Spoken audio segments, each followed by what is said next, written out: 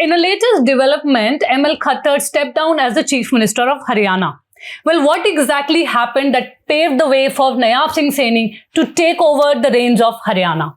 To explain all this, we have with us my colleague Sushil Manav, who is joining us from Haryana. Welcome, sir. We also have our political analyst Mahabir Jaglan. Welcome to ThePrint, sir. At the same time, we have our political editor Singh. We all will be answering the questions that have been sent to us by our viewers. At the same time, we will also be deliberating on what does it mean for the Bharatiya Janata Party, the BJP-JJP alliance, and what more can we expect in the coming few days. To begin with, Sushilji, if you could tell us briefly what exactly led to this latest development, why ML Khattar resigned as the Chief Minister, and why do we have a new Chief Minister in Haryana? See, as far as the snapping of ties between BJP and JJP, this was on expected lines, because every time a central leader from BJP came to Haryana, they would say that we'll be winning all the 10 seats. Ya 10 seat pe kamal khilayenge. So, and even the Haryana leaders from the BJP would say that this alliance was only for running the government for 5 years. But what actually happened today, I mean, Nayab Saini replacing ML Khattar, this has actually come as a surprise. Nobody was expecting this. Even in the morning, I spoke to a Haryana minister as well as a very senior JJP leader. And the JJP leaders still have their sources within the government. And that leader was telling me that the BJP, basically, Khattar is going to resign today and he will be sworn in again. So the reason he told me that they don't want to basically dismiss Dushyant Chautala so that he doesn't become a hero in his Jat community. So this is what everyone was expecting. But one thing which was surprising, why central leadership need to send observers here, and a very senior, union minister coming here, and then general secretary of the BJP, Taranchuk, coming here. So people were a bit thinking that something can happen because the BJP sent the observers. So when this Dushyant Chautala came from Nadda's residence yesterday, Khattar called a meeting of his MLAs and ministers, and he was closeted with the Vij for long. And in the morning also, which reached his Chandigarh residence in the early morning. And when Khattar went to Raj Bhavan, which was with him. But when there was meeting of the BJP legislature party in the Haryana Niwas in Chandigarh, which suddenly walked out of that meeting. And Sanjay Bhatia, who is very close to Khattar and is MP from Karnal, he also rushed out. He went to Vij. He was seen trying to persuade Vij to come back. But he didn't even use his official car. He went in a private car. And now he is in Ambala. He is not attending the swearing ceremony. So this is what happened today. So, sir, there are two aspects to it, and I'll ask our guest also. First of all, let me have some clarity. Has the JJP formally walked out of the alliance, or they're just not part of the government so far? Has it been formally declared? Yes. Of course, this has been formally declared. Declared in a sense that it's not that anybody has officially said this, but in the morning when these ministers were going to this BJP legislature party meeting in Haryana Niwas, when media person asked this education minister, Kanwar Pal, so has the alliance ended? So he said, yes, alliance has ended. We have not heard it from the JJP yet. JJP had a meeting in Delhi today. They have a farmhouse in Chhatarpur area. So the meeting was there in the farmhouse. And after the meeting, their state president Nishan Singh came out. He spoke to media. He said, we had a meeting under Ajay Singh Chautala, who is Dushyant Chautala's father. And his birthday falls tomorrow. And we have a rally at Hisar to celebrate his birthday. And there we'll be revealing what happened today and what is our future strategy. So he didn't reveal anything about the meeting or what is going to be their strategy after now. Because my sense is, look, replacing ML Khattar as the chief minister may not necessarily have to do with the JJP's exit from the alliance. Because as you were telling me, you were giving the numbers, even without the JJP, the BJP could have managed the numbers.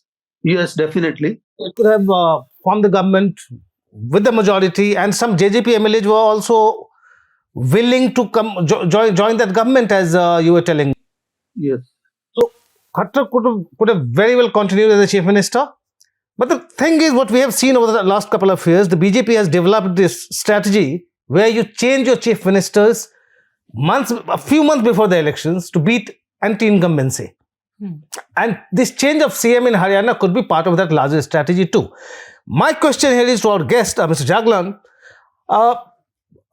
What kind of anti-incumbency was there in Haryana? Because if the party has decided to change the CM, as we have seen in Gujarat, we have seen in Uttarakhand, Tripura, you change the CM to beat anti-incumbency. Was it that strong?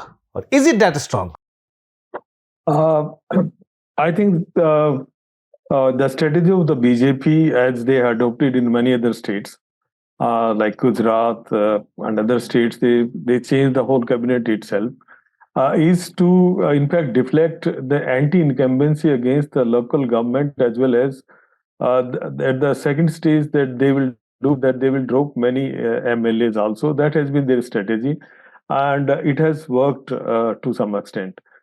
But not this strategy is not enough for fetching the votes. As far as Haryana is concerned, I don't see that personally there was an anti-incumbency against the then Chief Minister Manohar Khattar ji. The anti-incumbency here could be seen in terms of certain ideas. For example, the discontent among the farmers that they have. And in that, they do not distinguish whether they, in fact, the nature of the movement of Haryana farmers was, and in All India farmers was, says that they were targeting the central government and Modi for that, rather than Khattar. Of course, they were facilitating, and they are working on the plan of the central government here. The second level incumbency can be seen in terms of the problem of unemployment. There you can see that you can blame the Khattar government and the Haryana government directly for that they have not been able to do this. So these are two aspects here. But as far as the farmers are concerned, that anti-incumbency is against the government as a whole, and that includes the central government. It was not targeted on the Manohar Khattar itself. For the second part of this, yes, they to some extent they can mollify, and they can say, that is their strategy, that they can say that, okay, we have removed this chief minister and the second chief minister will come and do something. But I'm sure if they have some plan, because they have the assembly elections also, that they put in some numbers of unemployment and all those things, then it can work. But otherwise, it's not going to work.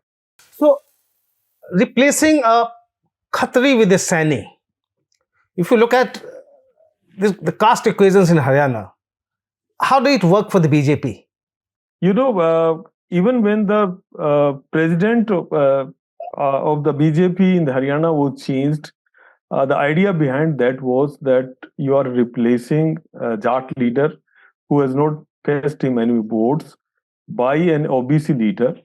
And the reason behind that was that the campaign that is being led by Rahul Gandhi, and it seems that Congress is going to make OBC census and the reservations and other incentives, maybe they would like to connect with this, and that could be a kind of big campaign point in these elections. And in Haryana, there is a OBC, is a big chunk of a OBC that we have, and they wanted to, in fact, garner a situation, a better situation for them by replacing then the president. Now it has come all of a sudden. And I don't know how many of us were expecting this. Maybe the journalist like Sushil Manavji knew it earlier, but it was there that they may do something, but nobody expected them to replace Manohar Lal Khattar, because he's there for last 10 years. And the BJP rule is in synonymous with his name in Haryana. And that carries everything, positive aspects as well as the negative aspects. But to replace at this point of time him by an OBC, again seems to be a ploy, because Rahul Gandhi has gone all out offensive now, and that has become a clear, in fact, strategy from Congress, that looks that they are going to focus now on the OBC, SC, and ST votes.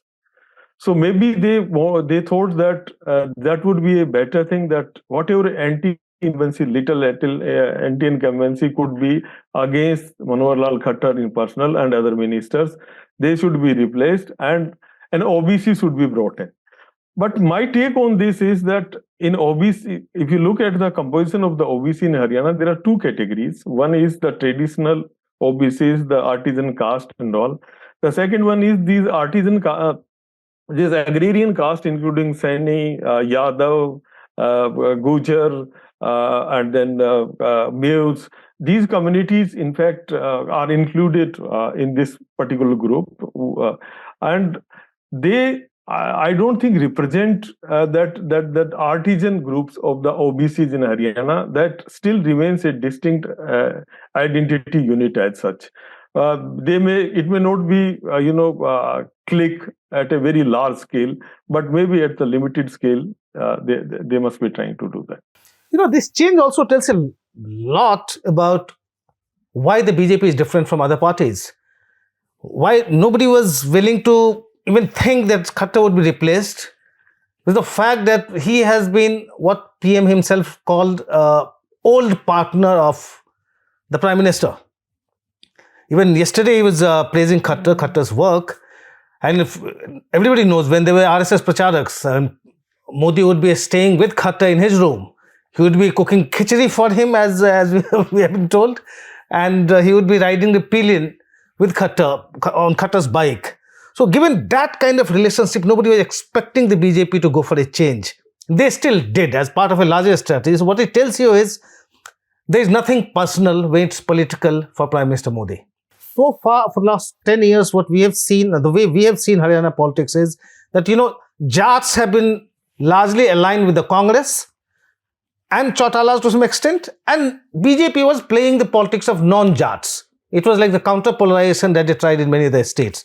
Dominant caste versus non-dominant caste, which are numerically superior. So it works for the BJP. How is the situation now? Of course, in fact, this particular, placating the OBCs, that in fact they want to further create that divide between Jats and non-Jats, in which OBCs are going to play a very crucial role. If they come as a bloc and they vote for BJP, then BJP becomes invincible in Haryana. So we know that Jats, in fact, politically are aligning with the two different, leaders. One from Rohtak, other from Sirsa. And the BJP wanted. My assessment is the BJP never wanted to part away, from JJP, because they were insisting. Now they were insisting that they should be given 2 seats. There only the difference is complete. Otherwise, they want them to continue with the arrangement here in the government, and they could have contested separately, so that they can divide the Jat votes, and particularly in the central and the western Haryana, where they have had a good influence. But I have a doubt that influence, at least for the JJP, is there now. So they wanted them to contest, and now if they say that we will walk out, it's a happy situation for the BJP. They want them to walk out and contest independently, so that they can cut some of the Jat votes, which would be going to Congress, because Congress has gained a lot in the central Haryana and the western Haryana during last 2 years or so, and particularly that equation has slightly changed, after the walkout of Vijender Singh and his father Virender Singh. He is soon going to join as the announcement has been done. So, in fact, you can say that if by one particular stroke, JJP, Virender Singh walked out because he did not want JJP aligned with the BJP, and now the BJP has got rid of both of them, and they have no burden of the legacy of the Jats carrying with them. They can play their non-Jat politics very openly now. So is Haryana politics as it is still about Jats and non-Jats? Or the Congress has been able to regain its old backward caste vote bank or Dalit vote bank, for instance? Congress politics, basically, there are two communities which were seen in the last elections also, not the parliament election, in the assembly elections, that a big chunk of the Jats, particularly in the eastern Haryana, voted with the Congress. And then Dalits also, particularly not the deprived section, that they have been divided now two parts of. So that particular section is with it, and it's trying to bring in, the OBCs, and particularly the OBCs which, as I told you, the artisan caste. They were trying to align the artisan caste with them, and that becomes a formidable force that can defeat BJP. And I think they can win some seats by making that particular combination. So this is a kind of, they were trying to avert this kind of situation where they can win some of the OBCs. But I still believe that BJP will have the problems, in fact, holding the artisans. And I don't know at what level they are going to carry out the campaign. But the way Rahul Gandhi is carrying out the campaign, if this is taken to the ground, then it's going to make a dent to the OBC votes which are with BJP now, and particularly the artisan caste. Are you saying that this entire talk about OBC census or caste census resonating on the ground in Haryana? Because we don't see it in other states. This has not resonated to the level that maybe it has seen its impact in Bihar or some parts of UP.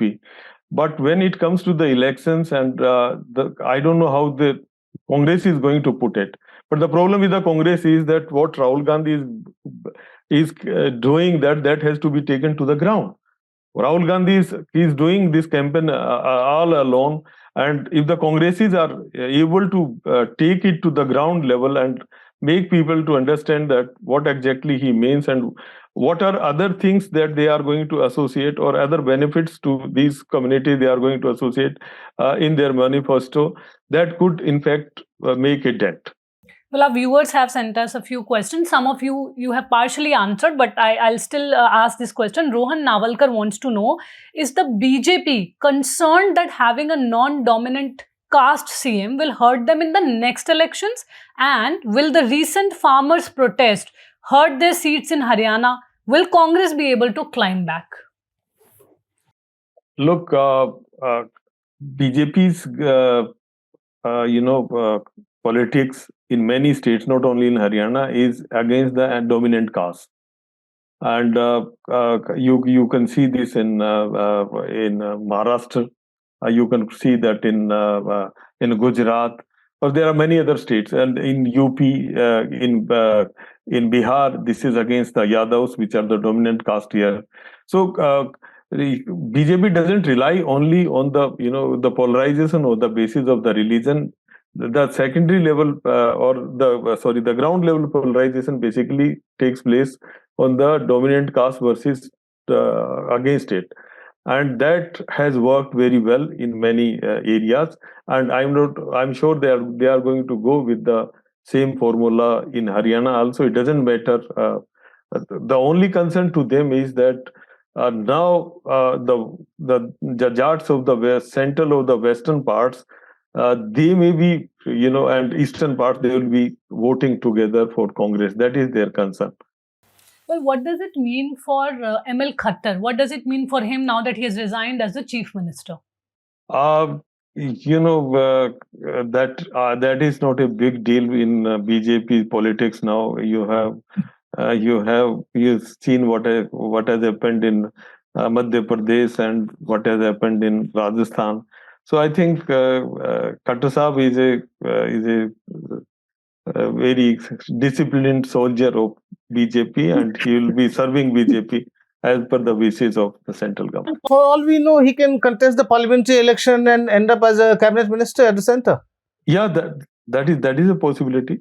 Nobody can rule out. Sushilji, you were saying something about...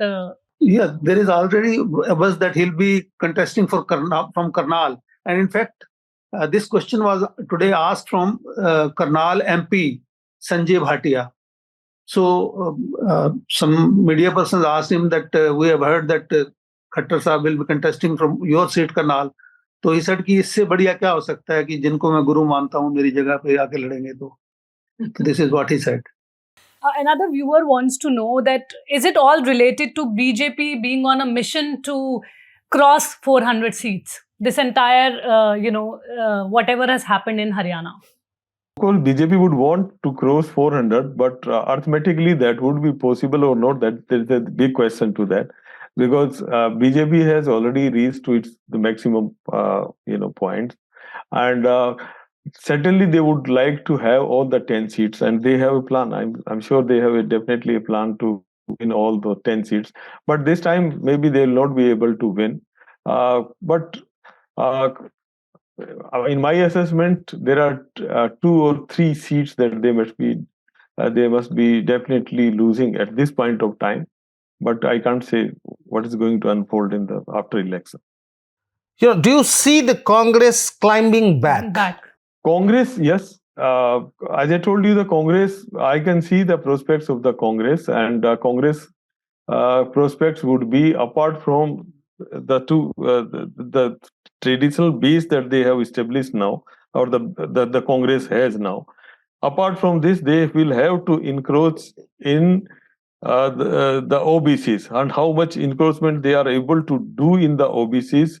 That would be crucial for them. And if they are able to do even the 50% of that, then they will be, I'm sure they will be coming in the striking position of 4 to 5 seats. Because unlike in other states, in Haryana, the Congress has been pretty active. So Bhupinder Singh Hooda, his son Dipender Hooda, they have been holding agitations, protests. They have been on the ground all through these 10 years. So things may be different from the Congress in Haryana, compared to other states. Yeah, compared to other states, Haryana is in the better position. I'm not denying that. I'm not denying that. But the thing is that whether Haryana will be the focus, because Haryana is one of the what we call as one of the shift states that could be in these elections, and that is one of the states where Congress can win the seats. How many of these is going to win? That will depend that the candidates that they are going to put in, and the efforts, synchronized efforts that they are going to make on the ground. That can only make the difference. And Sushilji, what kind of cabinet are we looking at? Do we have any information on who all is being inducted? And at the same time, what can we expect in the coming few days? One is Kamat Pal Gujjar. He was education minister under Khattar. He was the first to be sworn in after the chief minister. Then Moolchand Sharma. He was transport minister. And now Banwari Lal, he's from Bawal. He has been sworn in as a minister. Then Ranjit Singh Chotala, Dushyant Chotala's grandfather, Om Prakash Chotala's younger brother. So he has also been sworn in. He's an independent MLA from Rania constituency in Sirsa. So these 4 have been sworn in so far. Jaglan sahab, what is the future of the JJP and Dushyant Chotala? That's the last question from my side. JJP and Dushyant Chotala, in fact, they are in the soup now. They have lost the touch with the people, and their traditional vote bank, basically the people are quite unhappy with them, or let us say they are very angry with him. and they wanted to contest election with BJP to save their grace, so that they can get some votes, and so that if they get the BJP votes, at least, even if they are defeated, because if they would have contested, then most of the people say that they would have been summarily defeated. But they are trying to save, in a way, their grace now. They were trying to save their grace. Now, even if they contest the parliamentary election, then who is going to vote for them? You know why? The reason is that if they have to vote for Congress, they will vote for Congress. If they have to vote for BJP, they will, because there are only two alternatives which are there at the center. So who is going to win? In assembly elections also, they don't have much of the chances now. They have lost their ground, particularly when they were with BJP. In fact, they were angry. Their vote bank basically was angry when they went with the BJP, because they were swearing and that they will never go with them, and they got the anti-BJP votes. So on what basis, what is their plea now to ask people to vote for them? And the people know that as a political force they have depleted. So why would they vote for them? So that euphoria was there when the IND was broken at that point in time. That is over now, and they have to do some hard thinking that where they will be leading. Sushilji, I'll ask you the last question. Now, you were talking about the ministers that have taken oath. What can we expect in the coming few days? Are we looking at a very different cabinet as far as ML Khattar's cabinet was concerned? And what can we expect in the coming few days? Yeah, I was just trying to add one more name, JP Dalal. He was agriculture minister in Khattar cabinet. He is also one of the 5 ministers besides Nayab Saini who have been sworn in today. So there are 2 Jat leaders now, Ranjit Chotala and JP Dalal. And then we have a Brahmin in Mulchand Sharma, then a Gujjar, and then we have one Bamari who is late. So this is basically composition of the cabinet so far. And regarding your question that what we can expect, naturally, once a new chief minister has come, so he is considered to be very close to the chief minister. Had it been any other person, we would have expected a major reshuffle in the CMO also. But at least I don't think there will be much changes in the chief minister's office, because he is very, very close to Chief Minister Rahul Khattar. He replaced O.P. Dhankad as BJP party chief only in October 2023. So today someone was joking with the O.P. Dhankad कि ये इनको आपके लिए लाए थे या अपने लिए लाए थे. So I didn't reply. So interesting times for you as far as reporting is also concerned. Thank you so much for joining in, Sushilji and Jaglanji, and for this insight that you have given us about Haryana, as well as what it means for the BJP, JJP and the Congress. Thank you so much for joining in. Thank you, sir.